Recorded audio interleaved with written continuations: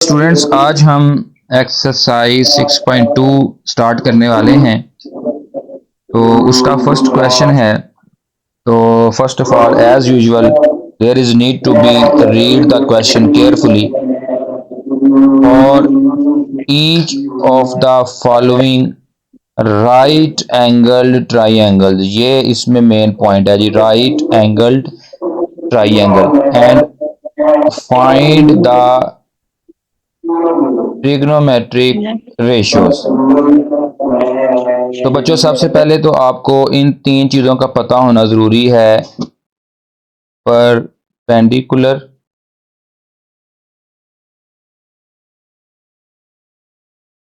उसके बाद जो है ना वो बेस,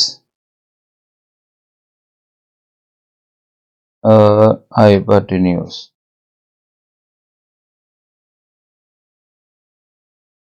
ये तीन टर्म्स आपको याद होनी चाहिए, परपेंडिकुलर, बेस, हाइपोटेन्यूज। अच्छा, अब फिर हमारे पास रेशियोज होती हैं 6। एक होती है साइन थीटा, एक होती है कॉस थीटा और एक होती है टेन थीटा। ये समझ लें कि मेन ट्रिग्नोमेट्रिक रेशियोज हैं और इनकी रेसिप्रोकल होती हैं। साइन का रेसिप्रोकल होता है कोसेकंड थीटा, कॉस का रेसिप्रोकल होता है सीकंड थीटा और टेन का रेसिप्रोकल होता है कॉट थीटा। तो ये 6 हमारे पास ट्रिग्नोमेट्रिक रेशियोज होती हैं, जिनमें 3 समझ लें बेस हैं और 3 जो है ना वो रेसिप्रोकल है। ठीक हो गया। उसके बाद इन्हीं की रेसिप्रोकल जो है वो 3 ये हैं, कोसेकंड थीटा, कॉस का रेसिप्रोकल मतलब उलट जो वैल्यू है उसकी वो सीकंड थीटा है और टेन थीटा की जो उलट वैल्यू है वो कॉट थीटा है। तो आपको ये 6 नाम याद होने चाहिए, साइन, कॉस, टेन, कोसेकन, सीकन और कॉट। ठीक है। तो उसके बाद आपको ये याद होना चाहिए परपेंडिकुलर, बेस और हाइपोटेन्यूज। फिर क्या करना है, ये जो 6 ट्रिग्नोमेट्रिक रेशियोज हैं इनको परपेंडिकुलर, बेस और हाइपोटेन्यूज के हवाले से याद करेंगे। सबसे पहले जो साइन है वो होता है P over H, means perpendicular over hypotenuse. फिर होता है cos theta is equal to होता है B ओवर H, यानी कि बेस ओवर हाइपोटेन्यूज। फिर होता है टेन थीटा, उसकी वैल्यू होती है P ओवर B, मतलब perpendicular over base. Dear students, ये हमारी होगी main trigonometric ratios, sine, cos और टेन थीटा। अब जो कोसेकन है ना, इसको याद करने की जरूरत नहीं है, क्योंकि जो हमारी साइन की वैल्यू होगी ना, जैसे P ओवर H यानी कि परपेंडिकुलर ओवर हाइपोटेन्यूज, इसको हम उलट कर देंगे। As we said earlier, cosecant is the reciprocal value of sine theta. तो रेसिप्रोकल का मतलब होता है उलट वैल्यू। तो हम जो P ओवर H है उसको हम लिख देंगे H over P। Similarly cos का रेसिप्रोकल सीकन है, जो मैंने उसके आगे लिखा हुआ है, तो इसकी वैल्यू को भी उलट कर देंगे तो ये बन जाएगी H यानी कि हाइपोटेन्यूज ओवर में आ जाएगा B। And the last is tangent, the short form is tangent is tan, जो कि है P ओवर B यानी कि परपेंडिकुलर ओवर बेस। तो इसको हम B ओवर P कर लेंगे। ठीक है। तो आप इन तीन को अगर आप याद करेंगे तो आपकी अगली तीन ऑटोमेटिकली क्लियर हो जाएंगी, क्योंकि जब आपको इन तीन का पता होगा, साइन, कॉस और टेन का, तो कोसेकन उसको उलट करके निकल आएगी, कॉस भी, और टेन को भी उलट करके कॉट निकल आएगी। चलें, ये तो हो गया बेसिक जो हमारा फार्मूले हमने यूज करने हैं ट्रिग्नोमेट्रिक रेशियोज के, और जो तीन वर्ड है। अब हमें इस ट्राइंगल में भी इन तीनों को आइडेंटिफाई करना है कि कहां पर परपेंडिकुलर आएगा, कहां पर बेस आएगी और कहां पर हाइपोटेन्यूज आएगा। तो फिर हमारा सारा मसला क्लियर हो जाएगा। चलें जी, अब हम इसको सीखते हैं कि कौन सी ट्राइंगल के वैल्यू कौन सी होगी P और B। तो बच्चों इस ट्राइंगल के अंदर आपको 3 साइड्स नजर आ रही हैं। एक है जी ए बी जो कि है 3, फिर है बी सी जो कि है 4 एंड अगेन जो है ना वो ए सी वो है 4। तो इसमें ज़रा मैं चेक कर लूँ कि ये वैल्यू ठीक ही है, कोई चेंजिंग तो नहीं है। हाँ जी, वैल्यू एक गलत है, यहाँ 4 नहीं है, यहाँ 5 है। ये लग रहा था कि वैल्यू करता। चलें, अच्छा अब इसमें आपने क्या करना है, जब भी आपके सामने कोई राइट एंगल ट्राइंगल आएगी, राइट एंगल ट्राइंगल कौन सी होती है जिसमें ये 90 का एंगल हो, 90 का सिंबल से पता चल सकता है कि राइट एंगल ट्राइंगल है, या 90 एंगल लिखा हो उससे पता चल जाता है। तो ये परपेंडिकुलर या 90 एंगल का सिंबल है जिसको मैंने रेड किया है। अच्छा, तो ऐसी ट्राइंगल में जो सबसे लंबी साइड होगी ना वो हमेशा हाइपोटेन्यूज यानी कि एच होगी। ठीक है, जो लॉन्गेस्ट साइड होगी वो क्या कहलाएगी, हाइपोटेन्यूज। अच्छा, अगर लॉन्गेस्ट साइड यानी कि नंबर 7 नहीं दिया हुआ तो फिर दूसरी निशानी हाइपोटेन्यूज की होती है एच के सामने। दो निशानियां हैं, या तो आप वैल्यूज देख लें, अगर दी हुई हैं तो जो सबसे बड़ी वैल्यू होगी, जैसे यहाँ पर 3 4 5 दिया हुआ है तो 5 सबसे बड़ी है, तो हम इसको कंसिडर कर लेंगे एच।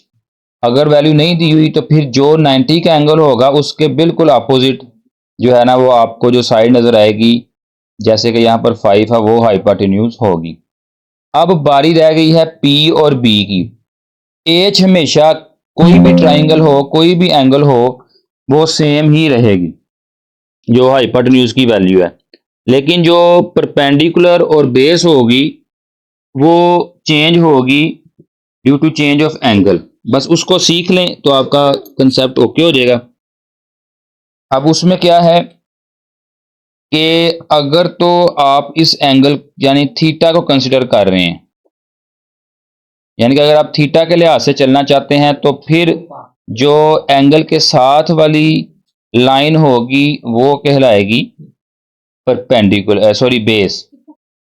जो एंगल के साथ वाली लाइन होगी वो बेस कहलाएगी, और जो तीसरी रह जाएगी वो परपेंडिकुलर कहलाएगी। लेकिन ये मैं कब कह रहा हूं, जब हम ये वाला एंगल जो ए वर्टेक्स वाला एंगल जो थीटा है इसको हम कंसिडर करेंगे तो इसके साथ ये नीचे ये वाली लाइन जो है ए बी ये कहलाएगी बेस, और जो तीसरी रह जाएगी वो होगी परपेंडिकुलर। इसी तरह अगली ट्राइंगल पे आ जाते हैं। यहां पर बच्चों 17 क्या है, कैन यू टेल?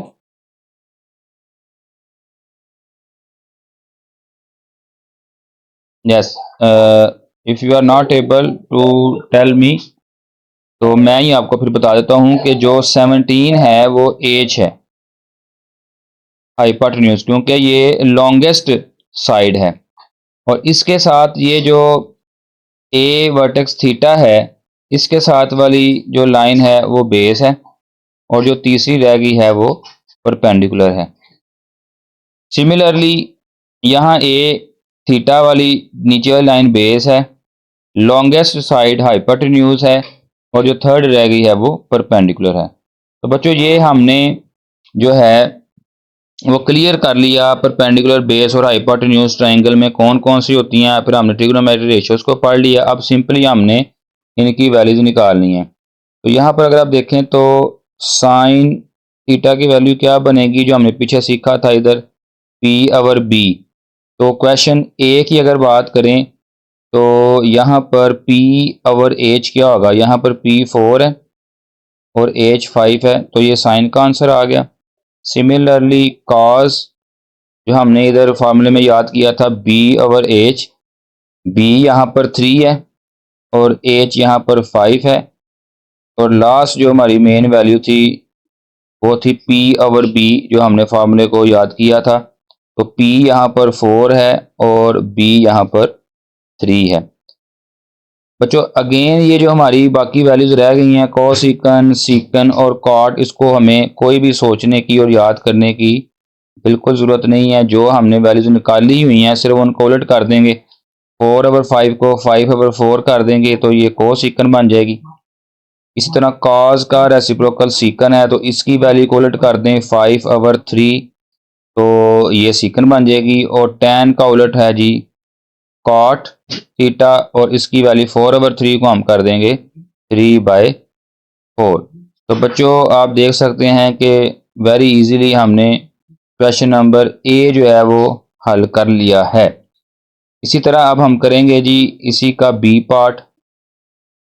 इसकी सारी ट्रिग्नोमेट्रिक रेशियो देखें ना, क्वेश्चन में क्या कहा हुआ था, find the trigonometric ratios. Trigonometric ratios बतानी है राइट एंगल ट्राइंगल्स की। तो ये साइन कॉस टैन कोसिकन सीकन और कोटेंजेंट जो है 6 हमारी ट्रिग्नोमेट्रिक रेशियोज हैं जिनकी हमने वैल्यूज बतानी हैं।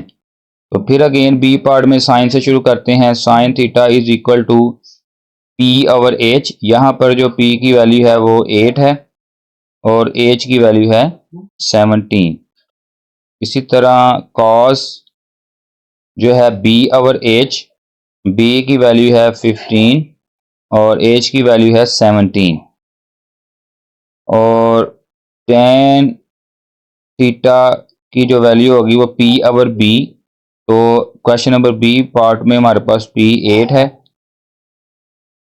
और B जो है वो 15 है तो 8/15 आ जाएगा। इसी तरह इनके हम रेसिप्रोकल निकाल लेंगे। साइन का रेसिप्रोकल कोसिकन, कोसिकन इसको उलट कर देंगे 17/8। कॉस का सीकन, सीकन में हम इसको उलट कर देंगे 17/15 और tan को उलट कर देंगे cot theta is equal to 15/8। Last part of this question, question number 1 C. तो इसका भी अब हम सारी वैल्यूज निकाल लेते हैं जी। सबसे पहले साइन निकाल लें जी। Sine theta is equal to P/B जो कि है 5/12। फिर आ जाएगा कॉस सॉरी P/H, P/H 13 आना था 5/13 क्योंकि H इस क्वेश्चन में 13 है। कॉस आ जाएगा जी B/H यानी कि 12/13 और tan आ जाएगा P/B यानी कि 5/12। तो अगेन हम इनकी भी उलट वैल्यूज निकाल लेंगे। तो वो आप देख लें जी। साइन का उलट कोसिकन तो वो हो जाएगी 13/5।